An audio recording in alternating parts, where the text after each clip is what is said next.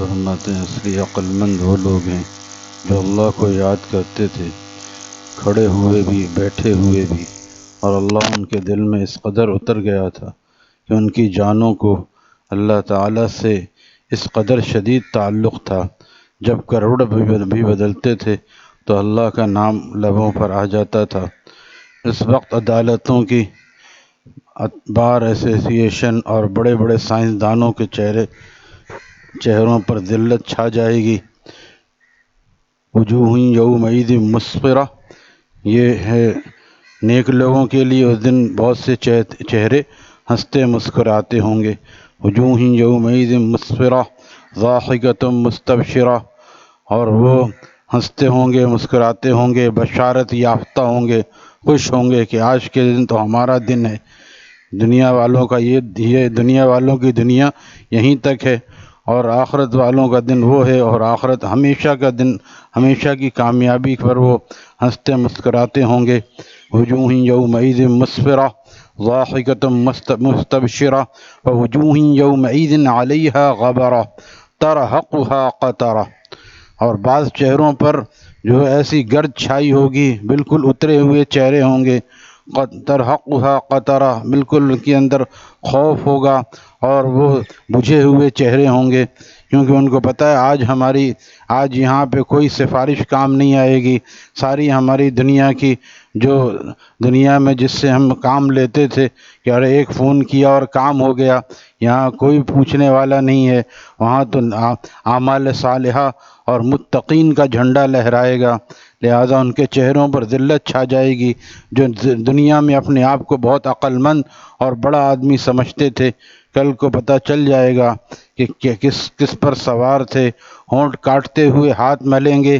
آج معلوم ہوا کہ سب سے زیادہ ذلیل اور احمق تو ہم ہی لوگ تھے، کیونکہ ہم نے اللہ تعالیٰ کو راضی نہیں کیا۔ اگر کوئی وکیل ہے، کوئی جج بھی ہے، اور کوئی دانشور واقعی ہے، ایسے بھی گزرے ہیں جو واقعی دانشور ہونے کے ساتھ ساتھ اللہ والے بھی تھے، وکیل بھی ہیں، اللہ والے بھی ہیں، لیکن ایسے بہت کم ہوتے ہیں، سینکڑوں ہزاروں میں کوئی ایک دو چار ہوتے ہیں۔ لہذا اکثر یہی سمجھتے ہیں کہ نہیں، ہماری ٹھاٹ باٹ ایسی ہے کہ ہم ہی عقل مند لوگ ہیں، اور ان کی عقلیں صرف دنیا تک محدود رہتی ہیں۔ اصل عقل مند وہ ہوتا ہے جو دنیا کے پار آخرت کو بھی دیکھ لے، دوربین وہ ہوتا ہے، اور دانشور وہ ہوتا ہے جس میں حقیقی دانش ہو، جس کو نبی علیہ السلام نے فرمایا الکیس من دان نفسہ وعمل لما بعد الموت۔ عقل مند وہ ہے جو اپنے نفس کو ذلیل کر کے اس سے کام لے۔ جیسے فجر کی نماز میں اٹھایا، اب جو نہیں اٹھ رہا ہے وہ عقل مند نہیں ہے، وہ سمجھ رہا ہے میں بہت عقل مند ہوں اور میں نفس کو اپنے مزے دے رہا ہوں، اور میں اس کو آرام دے رہا ہوں۔ آرام نہیں دے رہا ہے، یہ کل کو اس کے جہنم کا انتظام کر رہا ہے۔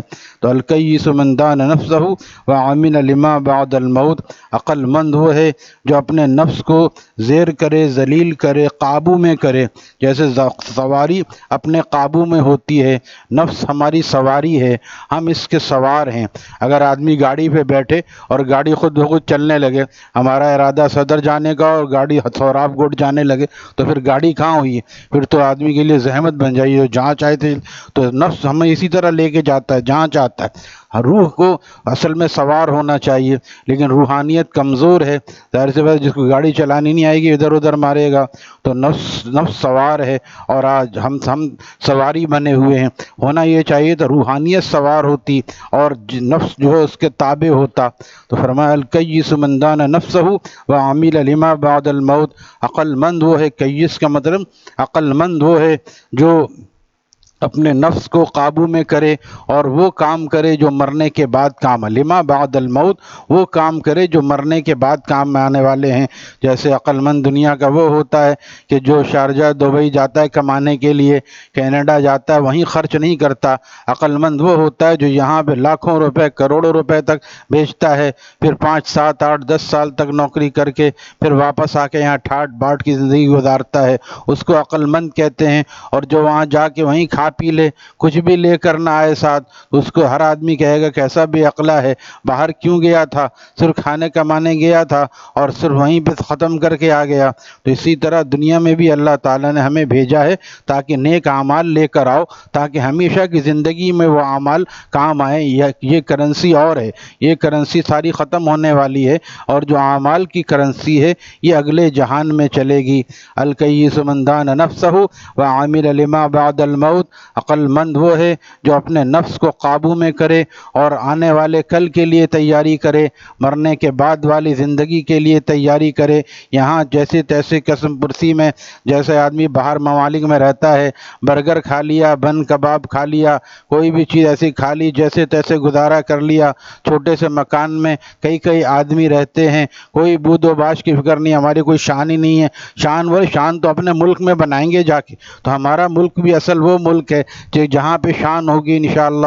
یہاں پہ جو شان بناتا ہے وہاں اس کی شان گھٹ جائے گی۔ فرمایا جو دنیا میں اللہ سے ڈرتا ہے، اللہ تعالیٰ آخرت میں اس کو امن عطا کریں گے۔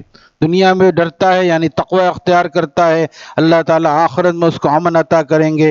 اور اس کے برعکس جو دنیا میں بے خوف، آرے میاں سب دنیا کر رہی ہے، تم ہی ملا بنے ہوئے، ہم بھی ملا بنانے کے چکر میں ہو، تو جو یہ سمجھتا ہے دنیا میں بے خوف رہتا ہے، پھر آخرت میں اس کی حالت خراب ہوگی، یہی وہ ترحقها قطرہ والی حالت ہوگی، پریشان ہوگا اور غمگین ہوگا، اور یہ ہمیشہ کی پریشانی ہے۔ دنیا بھی عارضی ہے، یہاں کا غم اور یہاں کی پریشانی بھی عارضی ہے، یہاں کی خوشی بھی عارضی ہے، یہاں کی غمی بھی عارضی ہے، لیکن وہ ایسی جگہ ہے کہ جہاں اگر غم آیا تو خدا نخواستہ وہ دائمی بھی ہو سکتا ہے۔ اللہ تعالیٰ تمام مسلمانوں کو اس کی فکر نصیب فرمائے۔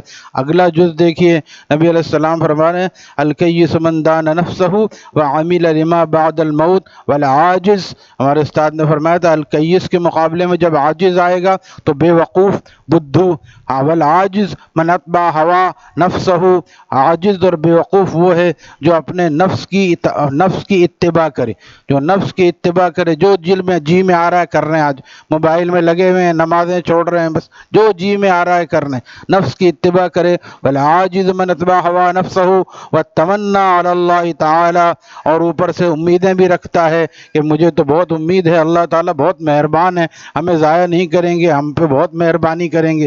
تو ایسا ہے جو نوکری پہ بھی نہیں جا رہا ہے، کہہ رہا ہے بہت مال ملنے والا ہے، تو یہ کہ خوابوں کی دنیا سے نہیں ملتا، بلکہ کمانے کے لیے جانا پڑتا ہے۔ اسی طرح نیکیاں کمانے کے لیے فجر میں اٹھنا پڑتا ہے، اور اللہ کو راضی کرنے کے لیے کچھ مشقت اٹھانی پڑتی ہے۔ دوسری جگہ نبی علیہ السلام ارشاد فرما رہے ہیں لولا الحمقاء لخربت الدنیا، اگر یہ احمق لوگ نہ ہوتے تو دنیا برباد ہو جاتی، دنیا برباد ہو جاتی ہے۔ ہر رات دن کمانے والے جن سے فیکٹریاں چل رہی ہیں، 24 گھنٹے کام ہو رہا ہے، ذرا بھی رک جائے تو سیٹھ صاحب کو فون جاتا ہے، سیٹھ صاحب پریشان ہو جاتے ہیں، نماز چھوٹنے سے پریشان نہیں ہوتے اور گناہ ہونے سے پریشان نہیں ہوتے۔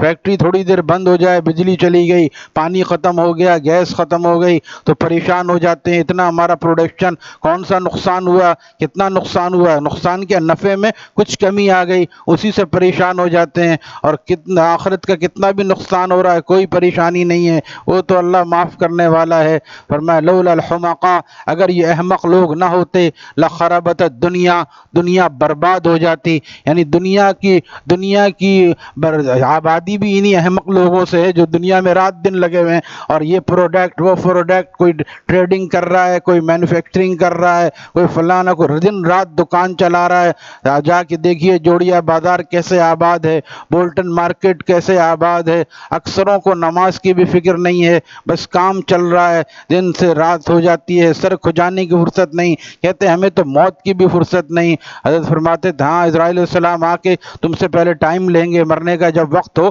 تو ہمیں بتا دینا۔ انہی چکروں میں پھر چلے جاتے ہیں، پھر وہاں پہ جا کے پریشان ہونے کا اندیشہ ہے۔ اللہ تعالیٰ تمام مسلمانوں کو دنیا کو اس طرح برتنے کی توفیق عطا فرمائے جس طرح ہمارے بزرگ، ہمارے صحابہ صحابہ دنیا کو برت گئے، دنیا میں ہوں، دنیا کا پرستار نہیں ہوں۔ یہ نہیں کہا جا رہا ہے کہ مسجد میں بیٹھیں اور دن سے رات ہو جائے، جاؤ اب جا کے کماؤ، ظہر تک کماؤ، ظہر میں آ کے چہرہ دکھا دینا، حلال کماؤ۔ حلال کمانے والا اللہ کا محبوب ہے، الکاسب حبیب اللہ، جو حلال آمدنی کے لیے کام کرتا ہے وہ اللہ کا محبوب ہے۔ محبوب کیوں فرمایا؟ تاکہ حرام سے بچے اور حرام لوٹ مار سے بچے، دوسروں کی جیب پر نظر کرنے سے بچے۔ تو صبح سے دوپہر تک کماؤ، پھر تھوڑا سا آ کے چند رکعت پڑھو، پھر جاؤ، پھر کماؤ عصر تک، پھر عصر میں آ جاؤ، پھر مغرب میں آ جاؤ۔ لیکن مسلمان لگے ہیں تو لگے ہیں، ہمارے وہاں جاتے رہتے ہیں کہیں نہ کہیں، راستے میں ایک جگہ نماز پڑھی، فیکٹری میں ہم داخل ہو رہے ہیں، بالکل اذان کا وقت، دوست نے بتایا یہ فیکٹری ہے، یہاں مسجد ہے، ہم داخل ہو رہے ہیں، کتنے محروم اور بدقسمت اسی وقت بائک اسٹارٹ کر کے جا رہے ہیں، اور سیٹھ صاحب آ رہے ہیں نماز پڑھنے کے لیے اور مزدور بائک اسٹارٹ کر کے جا رہا ہے، یہ سمجھتا بس میں نے کما لیا جو کمانا تھا، نماز پڑھنے سے کیا ہوگا؟ اس بیچارے کو نماز کی فکر نہیں ہے، اذان ہو رہی ہے، اسی وقت میں وہ جا رہا ہے، کہاں جائے گا؟ اس کو یہ فکر ہی نہیں ہے کہ نماز پڑھنے سے ہی ہماری آخرت بنے گی۔ یہ فکر ہمیں اتنی ہو جائے کہ ہم ان تک یہ بات پہنچائیں اور اس طبقے کو بھی کھینچ کر لائیں۔ اللہ تعالی ہم سب کو عمل کی توفیق عطا فرمائے۔ الحمدللہ رب العالمین، والصلاة والسلام علی رسولہ النبی